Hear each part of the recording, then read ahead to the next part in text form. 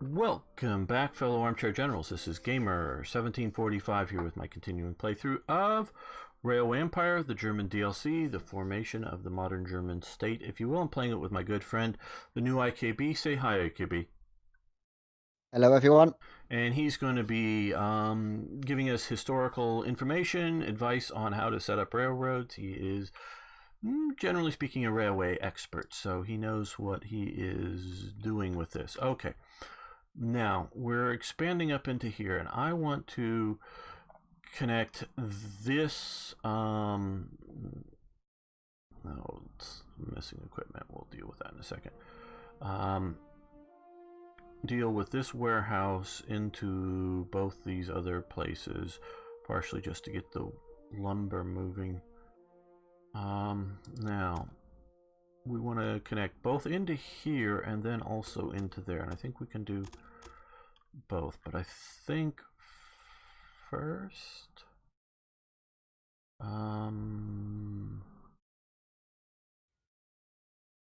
hopefully this will work.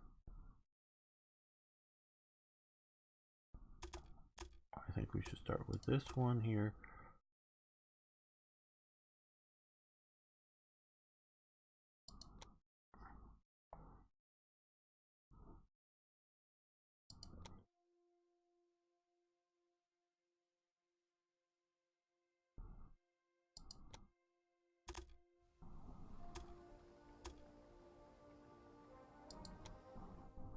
There we go. I think that's what we want to do. Let's look down here.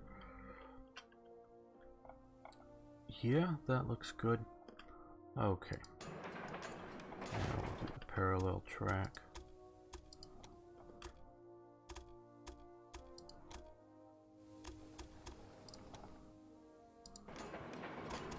There we go. Now let's get the signaling done.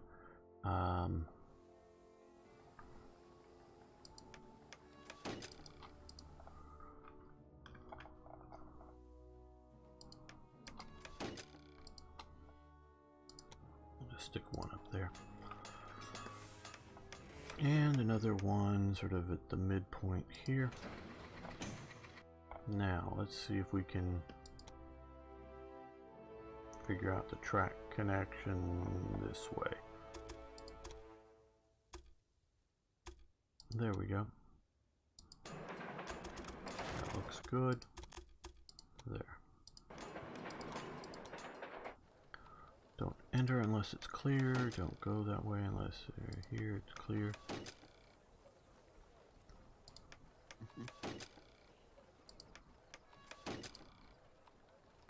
Okay, and don't enter that unless it's clear.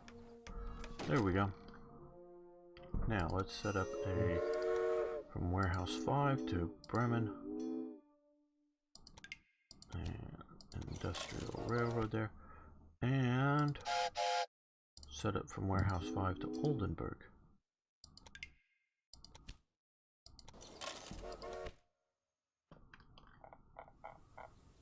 And it's all take a little moment for them to clear out the tracks.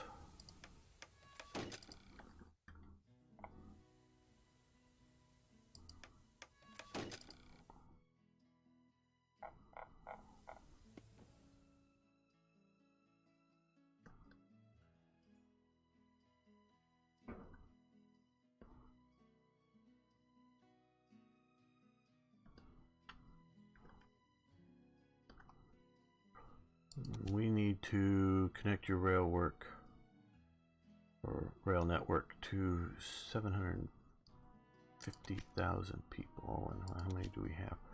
600 some. So we need to connect to a lot more people, whether through growth or through just more cities. What does Bremen need? It's shrinking, so it needs wheat, pigs, potatoes, although they're calling them vegetables, and potatoes aren't a vegetable. Should be getting wheat coming from here.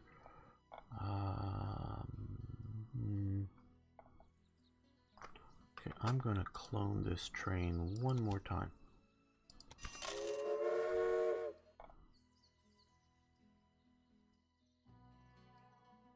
make sure we're pumping in enough wheat into our warehouse. Do you want to make sure there's enough trains going between Bremen and the warehouse to deliver the? Yeah, make sure it isn't just all sitting in the warehouse. that's true too. Let's see. Well, right now it's 0 in the warehouse. Sausage maker Hamburg. Yeah, we'll buy that. We're gonna go there next, I think, or we may push south next. I'm not sure, but we won't be too long until we go there. And then, because it's losing money now, but it won't lose money once we connect it up to our pig farm. The pig farm. And then presumably other cities that need pigs. Sausages. Sausages, yes. I see we already own up here in Schwinn, but we don't own in Bremen, but they need sausages. Down here they need sausages, and this will all get eventually connected. So, and this again shows why. Okay, here's going to be a political dialogue here for a moment, or an economics dialogue, or a political economics dialogue. People misuse the term capitalist and capitalism a lot, and the word does have multiple meanings. A capital good is a good that is generally continuous use and produces something else. Meaning, if you're, I don't know, building tiles that you put on the floor of a factory are not really a capital good because you've used them once and they're now a tile on the floor of a factory. But a machine in a factory is a capital good because it actively produces other things. Okay, so that is capital. Now capital also does mean, say, money, because it can buy and be reused, because you recycle money. You're not just spending money to, say, having a painter make a nice painting. That's sort of a one-off, and it could go in a factory or it could go in a home, it could, whatever, but you use money to buy a sausage making machine of some sort. There goes the fire department again. You would think I'd live near a fire station. I don't, but they come by once in a while. So, money that's used to then make a machine, or buy a machine to make something, or pay a worker who I guess if you were having a painter make paintings and you're reselling it, that would be a different matter. But so I'm thinking of a rich person who can spend their money to say, hey, I want a family portrait done. Well, that's just for them, and probably, unless they're super famous, no one really cares to buy that unless the painter then becomes super famous. Nobody cares about your family portrait. So, but you can employ a person to make sausage, and so he makes you money because he is a capital employee, that he does an activity.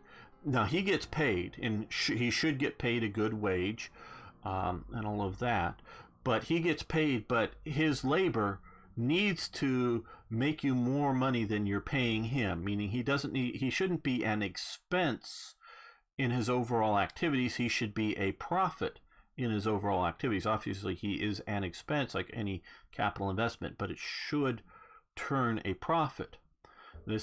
I've seen this, people were complaining about Paradox as just another capitalist company. I thought they were different. What?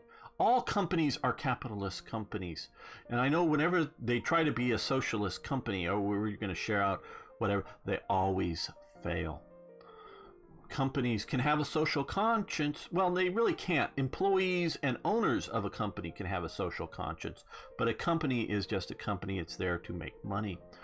So a worker can be a capital good if he is actively part of the endeavor to produce things, which can be a person who cleans up the factory floor every night, because you have to have the factory floor clean not just to make it look nice, but clean up sawdust or metal shavings or whatever to make it usable the next day. So he may look like an expense line, but think of, hey, well, either we take a machine tool worker off and have him, from doing his main job and have him sweep the floors, or eventually we're going to have so much metal shavings pile up that you can't work there anymore. So all of that is, as a capital employee, that it makes stuff, or a capital industrial machine or money is capital. So a capitalist as a person can have money or own machinery or own basically the means of production. Now and this is where the term gets used correctly but incorrectly colored or misused. So people who hate the capitalists, they're for the workers.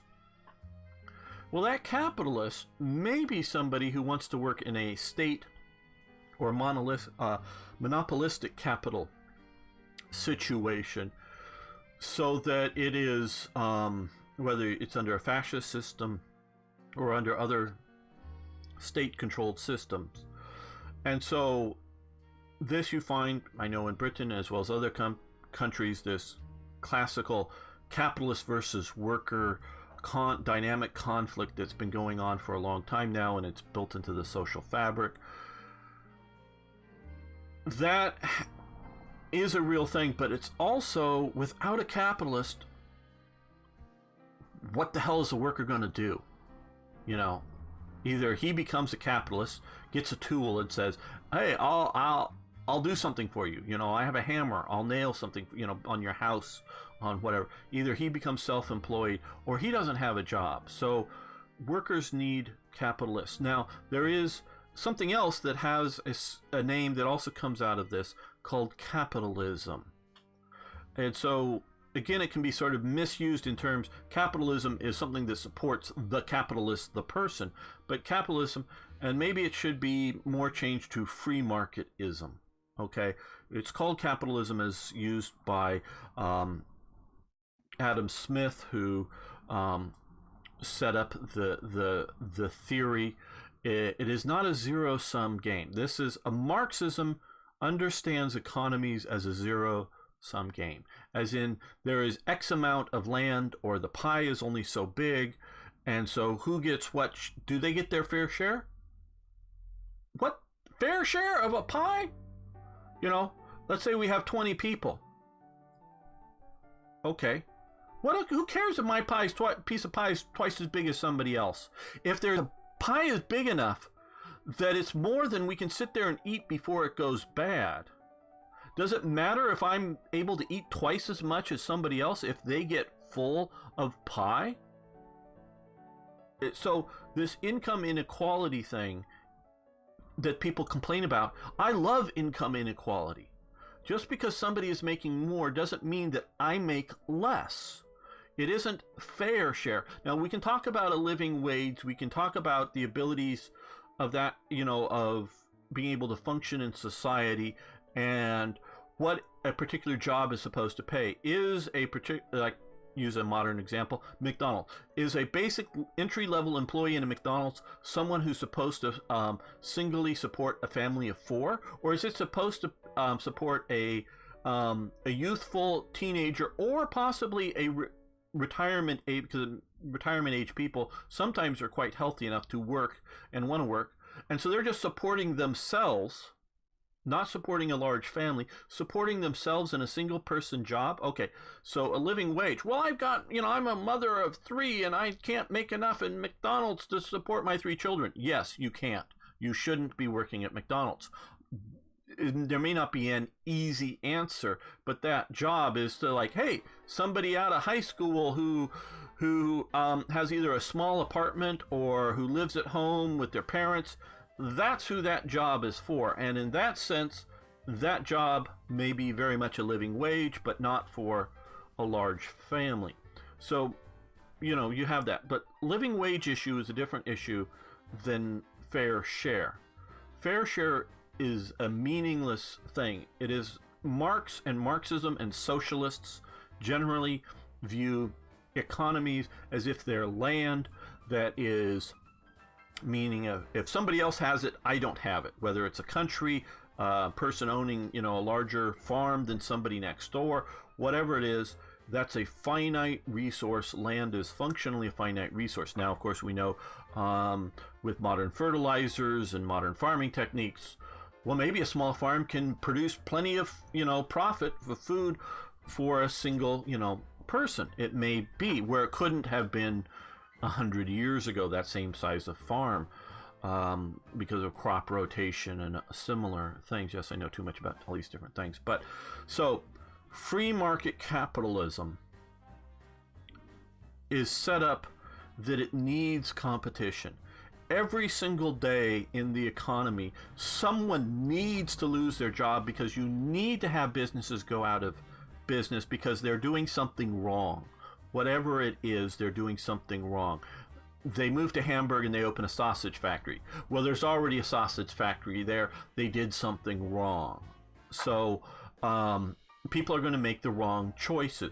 Or there's the old sausage factory that's doing things, and they're doing just fine, and they're doing great, and somebody moves in with a new sausage factory that's more automated, and so it produces sausages at half the price, meaning it feeds the people more efficiently, so it's a better thing, and it puts the old one out of business.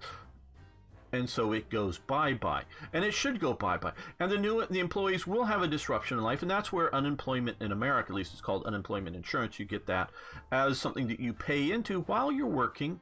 And then it's supposed to be, now it's in America, it's been extended along, and I don't know, it may still be a year or something, but it's supposed to be like a 90-day cushion, so that the idea is that you'll get a new job at preferably before it is done, maybe at the new sausage factory, or maybe doing some other sort of work. But you're supposed to have this creative destruction of jobs because there's going to be new jobs coming. Now, what happened with railroads particularly, because it didn't really happen with the canal systems, because when the canal systems were mostly built, they were built with manual labor as opposed to industrial labor. And they and I take that as, it would be, say if you were hammering, if a blacksmith or a bunch of blacksmiths were hammering out the rails for a railroad, and if people were hand cutting with saws the sleepers or railroad ties, depending on however you want to call them, as opposed to making them in a sawmill with circular saws that are running things through. So if you were doing all of that by hand and then putting them down, that's sort of how canals were built, as opposed to having it built in a factory, having the rails brought to the end of the railroad on trains. And so sure, there's humans involved. It isn't completely an automated human overwatch system, but it's industrialized labor system. So they were able to build railroads so much faster. Sure, they still, and as time goes on, they're getting, as we can see in this game here, let's come over here, we can see the idea of nitroglycerin. So explosives is being put into the system, and so instead of because that's basically nitroglycerin / dynamite once it's created. So instead of having to hand tunnel out a tunnel, what they would do is just drill, maybe with hand drills, but drill a hole, put an explosive, blow it up, and then, maybe with shovels, humans with shovels would fill up small cars on rails within them, to clear out the rock. So it was industrialized production, presumably, which I have yet to play, because I've basically been playing in the early days, even on myself. Here we go, steam excavator for construction of tracks. So that would be doing your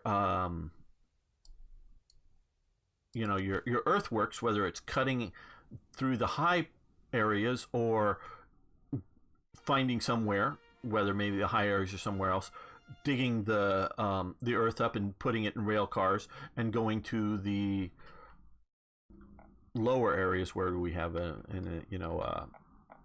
built up raised area somewhere along here, I'm sure. But making it all, doing all that with industrial power. So this creates a huge amount of wealth very, very rapidly, very, very efficiently. There are a few other things. Standard Oil is another one that comes about, but railroads become monopolistic. And as this game very clearly, very clearly shows, that yes, we bought the sausage factory in Hamburg. We've bought the sausage factory in Sweden. We have enough money to go after, where is it? The sausage factory in Bremen. We could end up controlling all the sausage factories and all the railroads, and we could buy all of the pig farms, and we could start controlling the sausage of Germany this way. And this takes it away from free market capitalism, because they were able to, because of the conditions that were unique to the time for this industry, that allowed it to gobble up everything else. And this is a critical element. It gobbles up everything else in its sights. And so you get no longer free market capitalism, because it is now monopolistic capitalism. It may be state capitalism, in that the states may be regulating this, the government regulating this, or it could be monopolistic capitalism.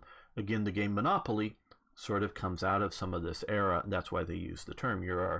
The game is the idea is to create a monopoly in the game Monopoly. So now we are now going through a similar period, and they're going, oh no, there's a lot of in America, a lot of free market idealists. Oh no, it's free market. They don't have to use it. They don't have to use it. They don't have to use it. And that is Google, Amazon, Facebook. They control information to such a degree that Google owns, most people are watching this on YouTube, owns YouTube. Now they call it Alphabet, but because people know it as Google. Owns YouTube and many other sources. Amazon. I think Amazon's a great idea to buy books, but now it sells everything. And now it's bought, in America, Whole Foods, which is a grocery store chain. And it's scaring the other grocery stores, because it's going to see about using its ability to sell things, its control of the market of electronic digital market. Yeah, there are other companies. Yeah, there are other railroads. But you can see, if we can build this, we can become monopolistic in regions and control way too much stuff. And so these monopolies, and I'm using one here to communicate, or maybe more than one, to communicate with you, are growing outside of their core businesses, outside of being a search engine, outside of being a retail seller of books. It would have a different feeling if there was, appliance.com for home appliances and car.com for, there are, and there's growing, for selling cars, and then online. And then if there's autoparts.com. But unfortunately, it's becoming all centralized instead of having maybe industry, not necessarily control, but primary overwhelming use. It's becoming so centralized, allowing to go out there. And this is a long-term economic problem. This is a long-term political problem. Railroads in America, each state used to be able to pick its senators in any way it felt like. And so most states, the state assemblies and or senates would elect who the senator was going to be to the U.S. Senate. And I actually sort of like that, in that it represents the state government in the U.S. government, and the House of Representatives represents the people, the popular vote in the U.S. government. And that is a good way. But what happened was, particularly actually in California, is what sort of pushed this, was the railroads, because of their control and influence at the time, had so much political influence that they were able to get their chosen person, elected senator, out from, and I don't know whether it was the state senate or the state assembly or the two in in conjunction that would pick who the senator was going to be. So it had no popular vote for the senators. Again, I like that, but that because of the monopolistic situation, they had the influence to buy the political power. So we're going to see if, because our legislatures are idiots, both Democrats and Republicans are idiots, and they're not seeing this danger either because they're idealistic Republicans who believe that, well, it's a private company. They can do what they want because that's what private companies can do, and they just believe that. Or they're a Democrat. Oh, well, Mark Zuckerberg and all the other guys, they're on our side. They're on the good guy side, so they're not going to ever censor me or my side or whatever, so I don't have to worry about that. Well, yeah, you might, because you might disagree with them one day and then they'll decide they won't support you in particular anymore. So they're idiots, and they're not reining in these growing monopolies as they are going to, if haven't already, get more and more political power. And so we can see this at this age in the digital world, and we can see this with Steam. And I was very disappointed that Paradox for Hearts of Iron 4 said, oh, it's only going to be a Steam-only game. Oh, God. Because that giving a company like Steam a monopolistic control on the sales of the game. Now, I can understand them going, hey, we're no longer going to sell physical copies of the game because that's just infrastructurally too much, and that's good. And that's why I'm very happy that companies like Epic Games are fighting Steam. Haven't bought anything from Epic Games and have no current plans to, just because they aren't particularly selling me anything I'm particularly looking for at the moment. But I'm so glad that they're existing and they're fighting, which I'm hoping to keep. The problem is because Steam, I think, is already taking too big of a slice of a pie for each game sold. But if they do gain monopolistic control, what's to say that they don't want 50% or 60% of the games? So that is the problem with this sort of monopolistic control, that this game clearly demonstrates how railroads can just get at this time through to the first half of the 20th century. Once we get past the second half of the 20th century, we have the automobiles really coming in with good, proper trucks that can compete with the railways. So railways, if they own all the exclusive rights, because we can see whether it's, coming down here, a narrow passage or something like this that one railway company owns and another railway company really, in a practical sense, can't get around.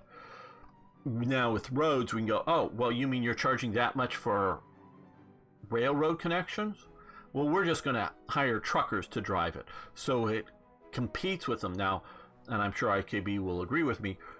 If it's on a setup sort of route like this, railway will be more efficient and can be cheaper if it's not a bloated, overly managed government or other sort of situation. And so that if they compete with trucks, they will win in enough cases if they do it right, and to balance that out. But railroads need that balance of trucks and river or sea shipping as a competitive element to keep everybody competing with each other, and so there isn't a monopoly. But rails are a great way to do it still to this day, but they can't ever be allowed to be a monopoly or digital communications like that. So I guess end of political rant / my economic views, but so free market capitalism, you need to maintain a free market. Whether it's a government state market or a monopolistic market, if it becomes that is a problem.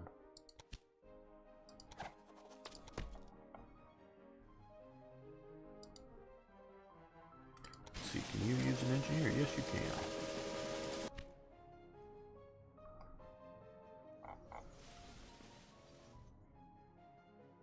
Right, because gamer. Yeah.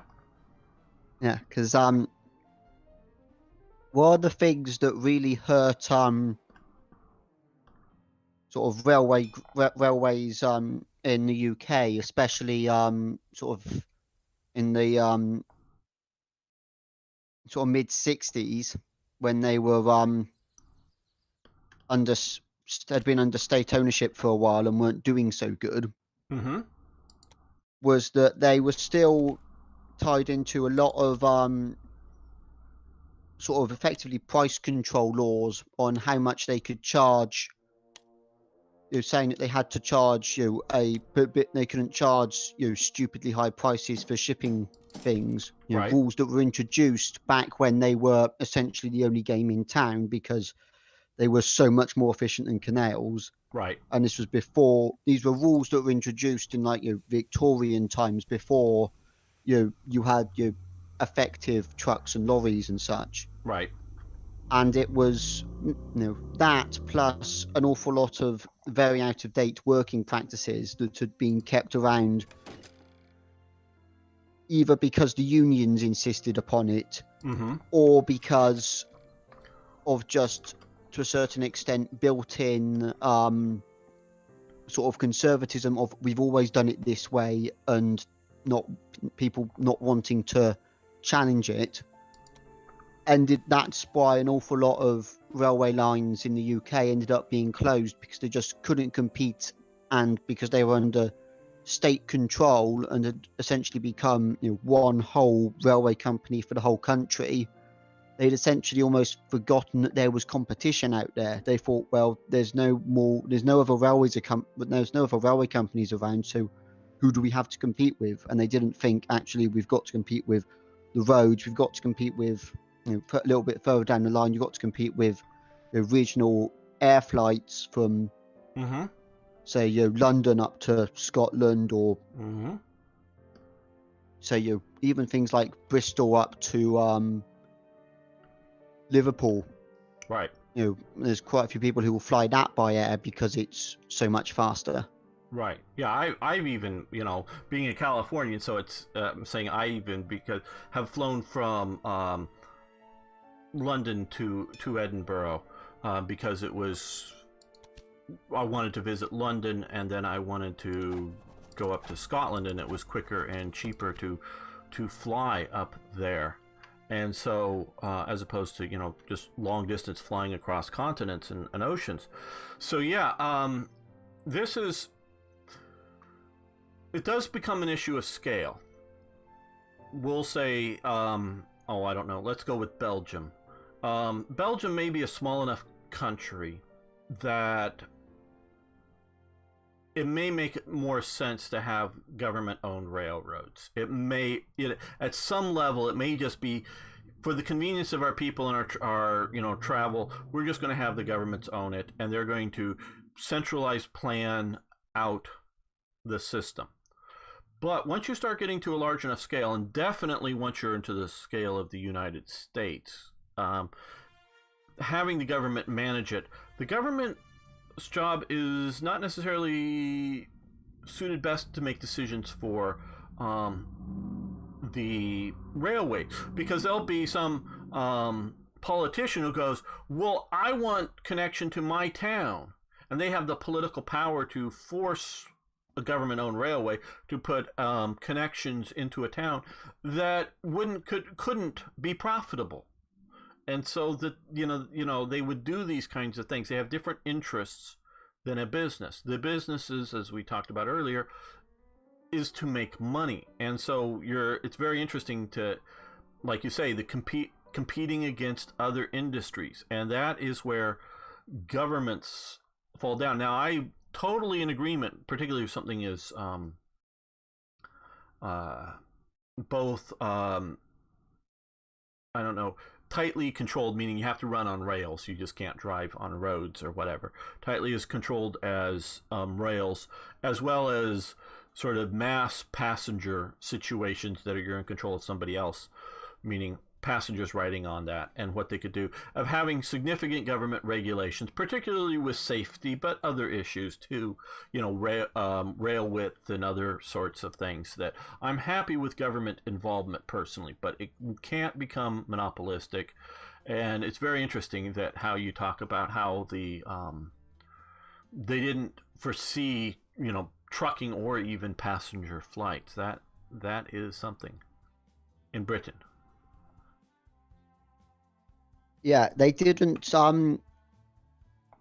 really see it, and by the time they came round to actually making, trying to work out, okay, how do we change so we can compete? Right.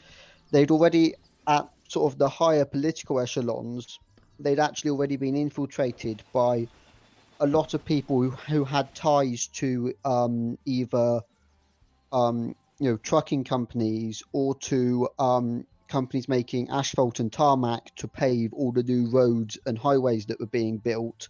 Right. Who had no interest in keeping all of these little railways that were serving the smaller towns and villages open, because they thought, well, we'll just upgrade the roads and do it with lorries and stuff. And it's only now that they're starting to realize that they made a bit of a mistake there, and they're starting to reopen some of them. Well, that's good to hear, because I am, well, one, like I say, I not just ideologically, but I do believe things need a competition. But also, some things can be moved faster and safer. Take, I don't know, a highly volatile chemical of some sort. Could be a literal explosive, or it could be something else that could explode. Do you want it rolling on a road that could be hit by another big truck and potentially, get knocked over, and even if it's in a fairly safe container, go over and explode, and if that's going through a town or going around other passenger cars, where if you stuck that on a purely freight train, not with a passenger train, and then you're less likely to have it slam into something. And even if it does, it's going to be less likely around people, especially at a high velocity. Presumably it's going to be slowing up if it's going through a passenger station. So there are definitely some things that should be done on rails. And some things are just going to be more efficient on rails, but other things, we could see in this sort of example, moving some stuff between Hanover and Brunswick probably could be done better, with a modern sort of highway and whatnot, especially smaller loads, going at particularly irregular times, meaning unplanned. You're not like planning for the monthly shipment. You're just planning, oh, they called now and we need to deliver it in a few hours. On highways, however long it takes to get between these two places. Let's, have a truck drive it from here to there now. Where if you sort of know and can plan its setup, it's probably better to put it on a rail as being cheaper to do, because you don't have one or more truck drivers sitting in the truck all the time. You just have somebody that drops it off, gets it put on a train, the train goes to there and it gets unloaded and delivered. So, some things truly work better on trucks than they will on rails. So it depends on the cargo. It depends on the situation. Yes, because I've got one of my books out, and it states a figure that railway journeys are 125 times safer than road journeys. That in the modern sense, that I would agree with that. Yeah. Because I definitely know in the 19th century, well, then again, in the 19th century, you're looking at all the huge amounts in cities, horse and carriage accidents. So it was probably safer even then. So yeah, no, it's a very safe way to travel. We'll see how that goes in the future with automated drivers. Roads may become safer, or maybe, well, I don't know if they'll become safer than they currently are or not. We'll see how computers drive things.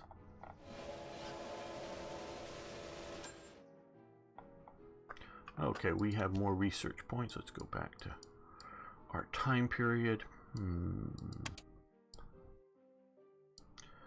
These guys, I don't know, and within this game where we're playing now, whether these slower, higher attractive powers would actually be faster.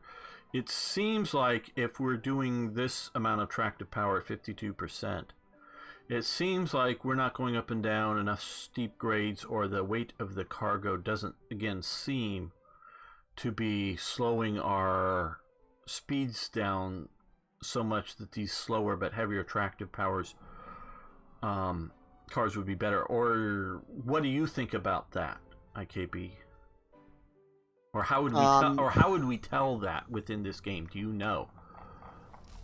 Ooh, I'd be able to tell within the game. That might be a difficult thing, because I know what it should look like from a railway perspective, which is that in general, if you're carrying freight, say like bulk movement Right. of pigs or logs or something like that, Particularly something heavy, because pigs probably wouldn't be actually that heavy, because they would fill where logs would, because they'd fill more into more weight into a car. Yeah, or like stone or Yeah. something like that you're moving around. You're not going to worry so much about speed, but what you want is the ability to have a longer train, a heavier train with one locomotive that, okay, it might only be doing 25 miles per hour, but you're only paying for one train crew. Right. So you're only paying out one set of operating wages. You're only paying one set of maintenance bills for the locomotive. Right, and that's Which one is thing where it's really going to hit you. I haven't seen with this game, which is definitely in a real life situation of putting more than one engine to a train. Yeah. So I don't see a good reason other than simply unlocking things in the future. But I think we'll go with this increased power, which in this game will effectively means faster movement. So we'll go with that variable steam discharge as a improvement to our current things. But yeah, and so we may need at some point to unlock something further down the path.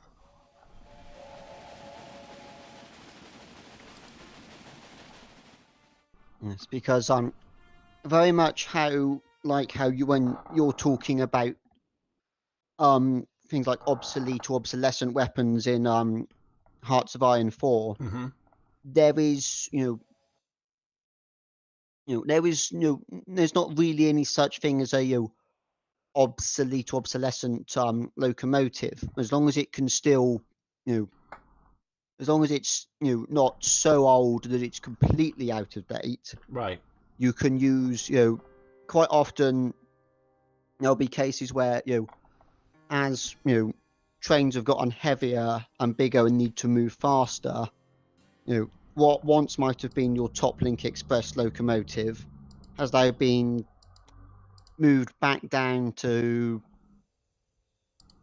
say, has now been moved down to say intercity commuter working, where you still need to be able to move quickly, but the trains aren't so heavy. It's not having to run such a long distance, so it doesn't matter if it's working harder and burning more coal running a shorter distance, but you're able to refill at each distance, so it's not like you're running out of coal halfway between London and Scotland. Right. Yeah. Okay. Aries asking a question about the film Back to the Future, oddly enough, when they're putting the time traveling DeLorean in front of the steam train to get it up to 88 miles per hour. Right.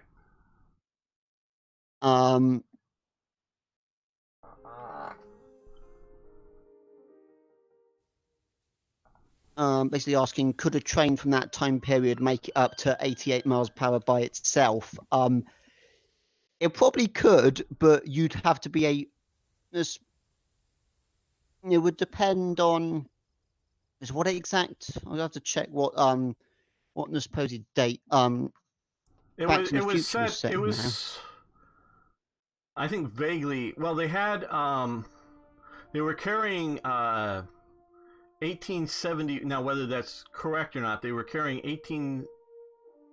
Well, and they also had the clock tower thing too in there. and may date it, but they were carrying like 1871 single action army Colt revolvers in the game. So it was the 1870s, at least, I would say. Right. I mean, 1870s. 1870s, maybe, possibly, if you were on a very good section of track with a locomotive that was purpose built for high speeds. Right. But I wouldn't want to be, if it was something like a reasonably, at the time, reasonably well developed main line in the UK, and they were Right. and it was sort of a specific, okay, it's on a Sunday and there's no one else, there's very few trains about. Right. Let's open her up, see how fast we can actually go. And they were going downhill in the movie too, so that helped. Yeah, which is oddly enough, in terms of our railway speed records, going downhill has always been accepted as perfectly legitimate. Right. Now I'll tell you another thing, Ari, that's unrealistic about the movie. That's very unrealistic about the movie, is a DeLorean going 88 miles an hour. That probably wouldn't be normally feasibly capable of a DeLorean going 88 miles an hour. It was an awfully heavy car. It was an awfully badly built car. They looked really cool. Way back in high school in drafting class, you had to draw up something in drafting, and I wanted something sort of angular and, copy a photograph of something and draw it out. And I did pick a DeLorean to draw just because it was sort of an angular car and looked sort of cool. But a DeLorean trying to get to 88 miles an hour is not a realistic thing in normal functions. Probably about as unrealistic as trying to get a specialty train, because obviously in the movie they had those specialty boost pack, fuel things. Yeah, we'll take this one.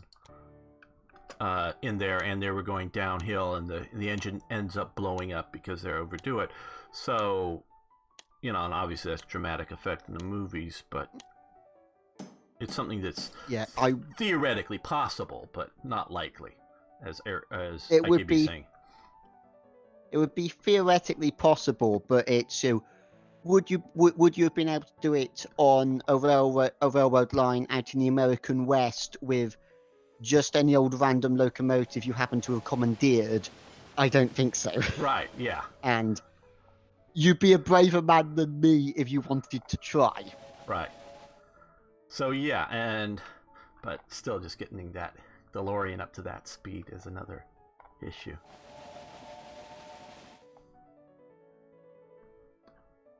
Okay, how are we doing we just got to connect people, which means we just need to connect to another area. And I've sort of been letting this go up, and I think I want to see about stealing a march on some of these guys. And though they're not growing too much, but it looks like, well, I don't know if they're actually in this area or not. We've been growing north, and that's cool.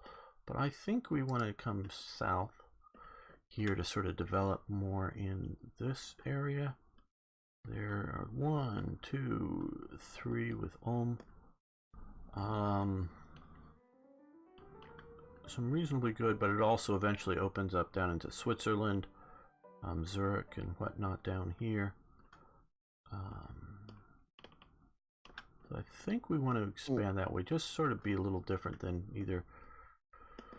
I mean, this looks like the next easy to decision, and it is, but or we could go there, which is probably after that one. But we'll get to the coast, so I want to move down here just to do different. So we're going to come down here, and we're going to bribe our way into getting that. Oh, we also have Kassel, or however. Okay, so we actually have 4 cities, I think, we've just opened up to. Now, okay, okay, we'll look at the mountains. Again, geographical determinism. I also believe on geographical determinism. You put a bunch of people in paradise, I don't know, the Hawaiian Islands, and they just hang out and have fun and have a nice life. You put a bunch of people, oh, I don't know, in the Russian steppes, they get very hard, very brutal, and decide to go and conquer someplace very nice. And so I do think there is that in geographical determinism. Okay, remember, Ari, remember when they went to the future in 2017 and something like, yeah, I'm not so happy about our personnel in 2017 as compared to their, oh, you to have your hand, you have to use your hands. Man, that's a baby toy. Okay. Oh, are you talking? I don't know what you're exactly talking about in that, but yeah, no. The future, their future, was something like 2017 or 2016, and it's not as nice, or at least not as technically advanced as ours is. We don't have flying cars and things, or hoverboards, really. Okay, well, this is going to become a major throughput here.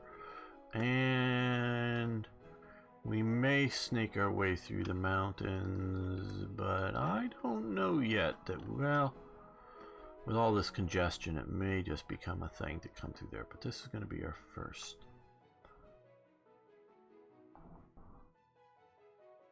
Let's see, I want to sort of angle like. Let's save this first, just because we may want to.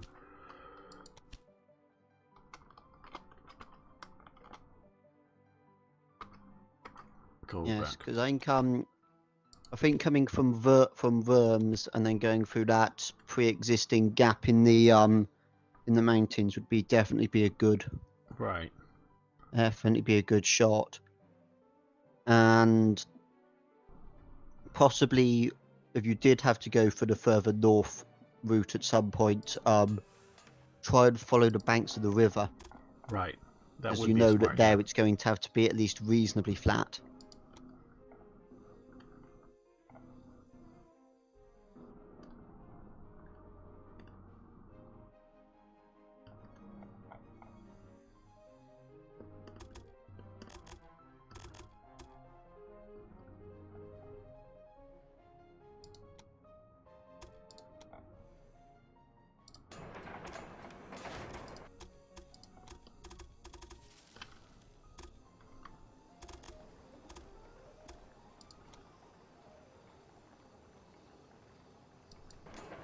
Okay, so that's now connected.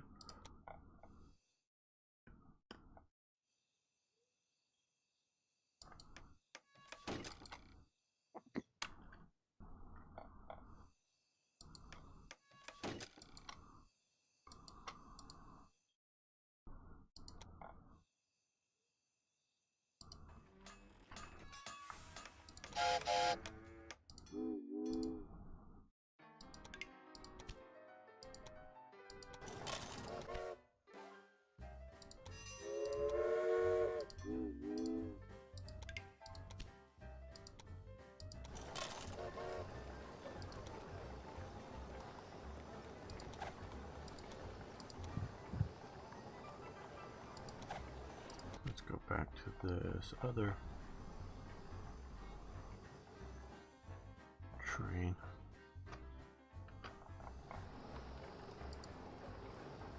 No, not here. Oh, here. This one. Let's add in an engineer and a conductor. There we go. Okay, that will get that connected now. Stuttgart. Let's see, we also want to come down along. That isn't going to be nice. I'm definitely using, although I know I'm thinking about redoing the. It's so much more fit. It's very hard. What the problem I don't like is, and there may be a way, but is to specify what tracks on without the switching, but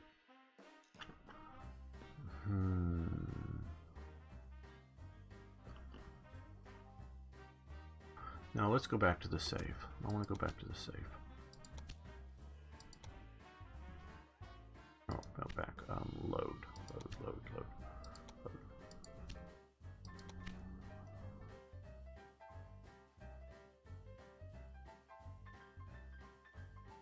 Okay. Now,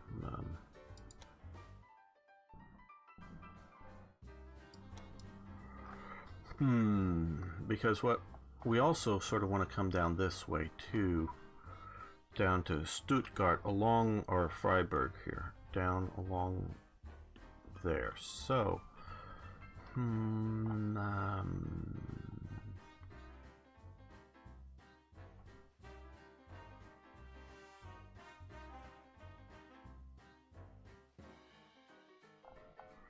can't they build a station over the river?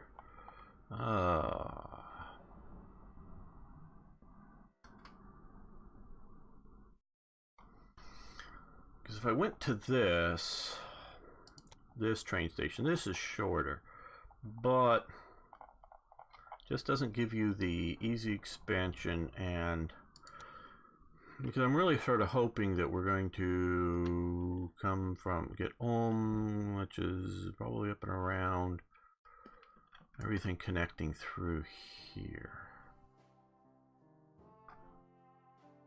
It might be worth for this one putting down a regular large train station without the signal stuff and drawing your own signals out.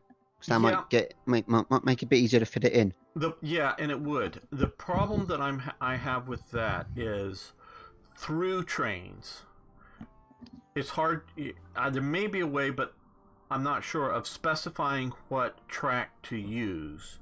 And I found this very much in all of this congestion up here. You know, Frankfurt and the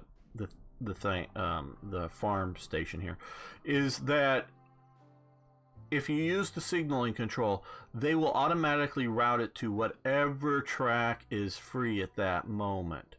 Where otherwise, it will go to the shortest path and then sit there and wait, even if there's free sightings or free passes through it. So that is right.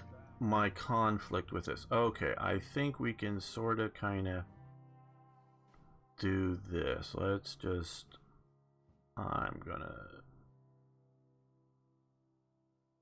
We're gonna have to put the station as far north as we possibly can. Yeah. And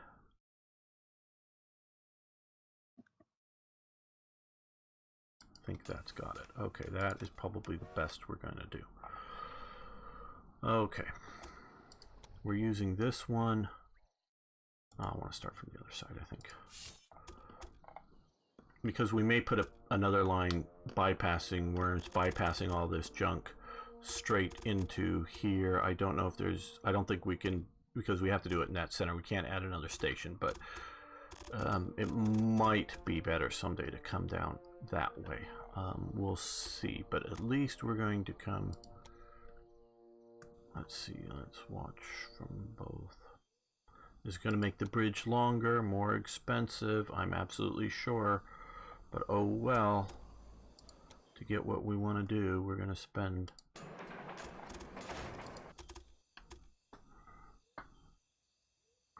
Oh, a kid said that to Marty when he was playing. Oh, Wild Gunman. Right. Okay, I get what you're talking about now. I remember. I watched those movies enough, but it's been years and I don't remember all the details. They're all of them are really good, I think. Probably, of course, the first one is maybe the best, but they're all really good.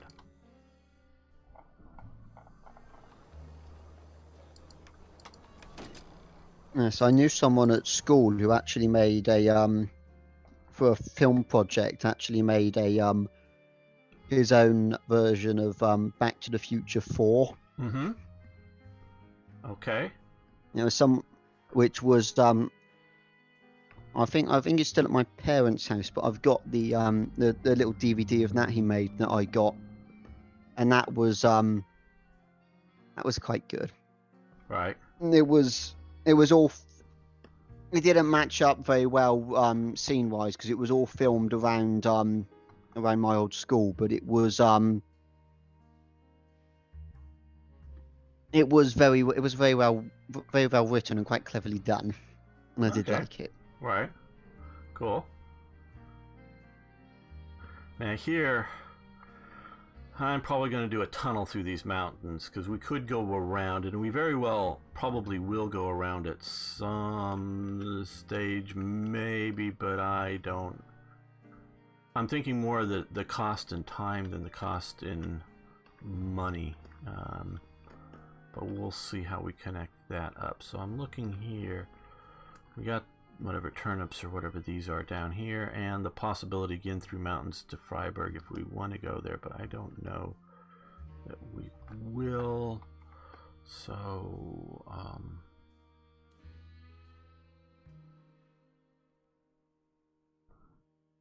here, if we are going to if we're going to go punch through the mountains to get to Ulm, what we want to make sure that the tunnel is as short as possible. okay, yeah. So we need to start from here. We want to make this as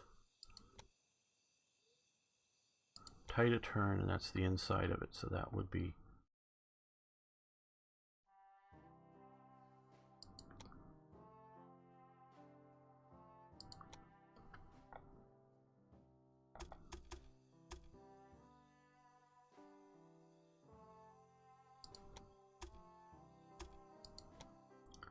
there we go. That looks good.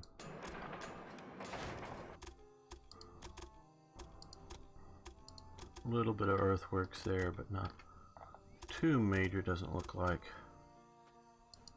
There we go. Okay, we got out and around that. Fair enough.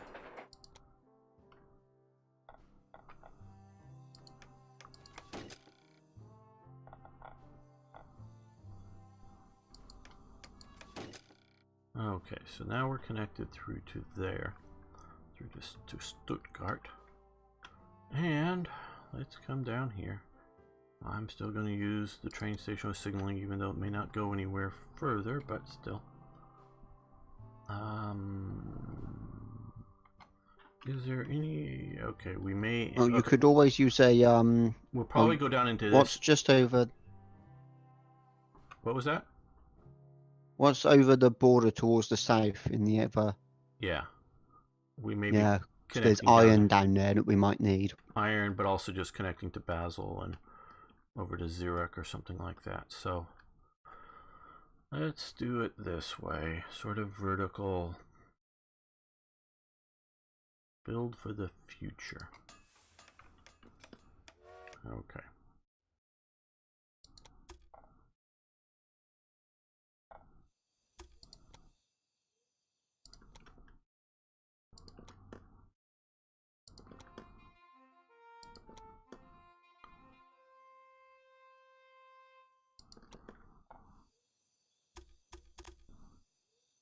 Ooh, that could be too tight for that one. Let's try it from the inside. Now because the inside turn is the one that is the most limiting. Yeah.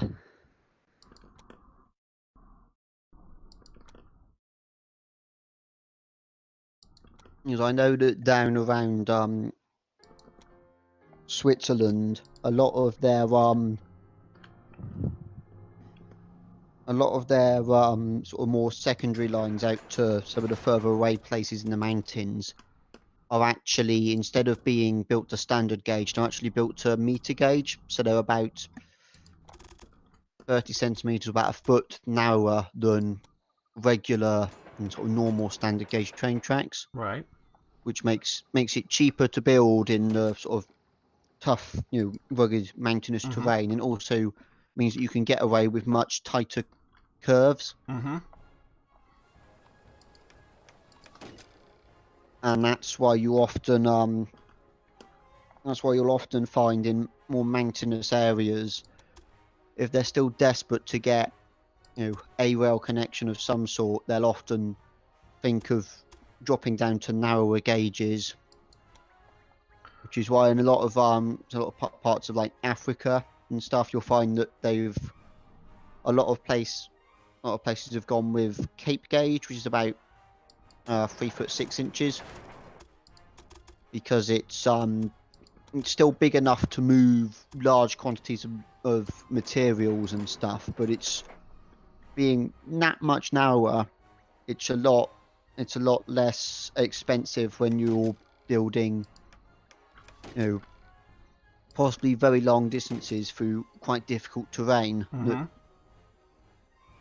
So that's, even though it's not a thing represented in this game, it is something that people building railways will often take into account of, if you're somewhere like America, or Azad isn't here, but the sort of wider open plains of India, as I know, the Indian gauge in some parts of India, they've pushed the gauge up to the gauge was built to like 5 foot 6 or somewhere around there. That seems awfully wide to me. Yeah, because they had the space, and they were starting from scratch, and they thought, right, let's build this as big as we can. So that essentially building for the future, making sure we've got the room for big wider carriages, wider locomotives. And then when you get to places that are a lot hillier, like parts of the foothills of the Himalayas and some of the other mountainous places of India, they've dropped down to sort of 2 foot gauge, or sort of little railways that can snake their way up the twisting turns and valleys much more easily. That makes sense. Which is where you get all the like the little trains of India from. Right, that people like to go on just to ride the train, yeah. Yeah. And they're sort of it's a bit strange, really, because I've seen some documentaries on it, and as a result of all these little narrow gauge railways everywhere, there are some parts of India that actually end up looking rather a lot like parts of North Wales. Oh. Because North Wales is also famous for having a lot of narrow gauge railways that were built primarily for the slate traffic, for all of the slate that was being mined there for roofing, put on the top of people's houses.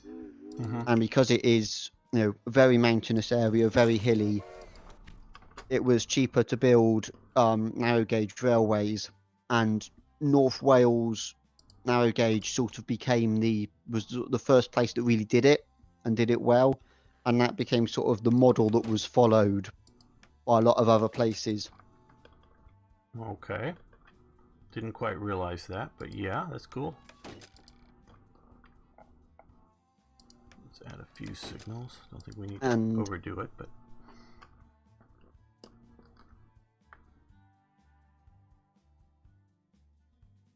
there we go. So now Stuttgart to Freiburg and Karlsruhe to Stuttgart and Freiburg they're all sort of connected now. Right. Do we have a service back into Worms? Yes, we do. Right. Don't we? Thought we did. Koblenz, Worms. Did I somehow miss that? Maybe I did. I think I did. Okay, so let's add that.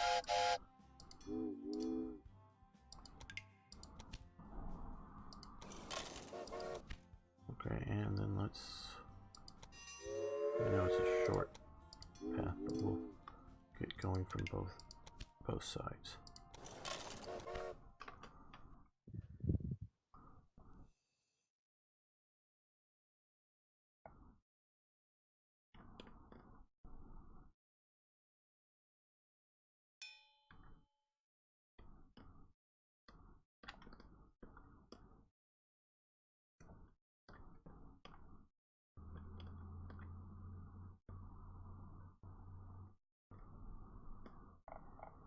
They need wheat. So let's see if we can get one more train to somewhat efficiently come through to there. And we'll put on. Yes, you're waiting for track clearance. I knew that would be an issue.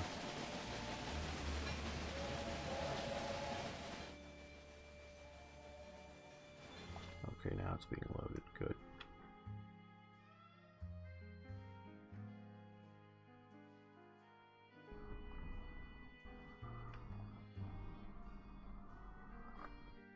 Okay, I think we're going to end the episode here.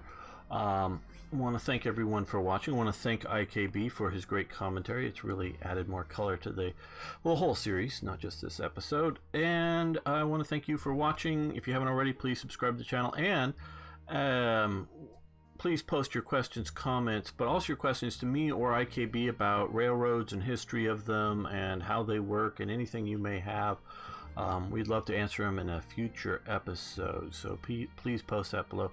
Thanks so much. See you next time for more historical games.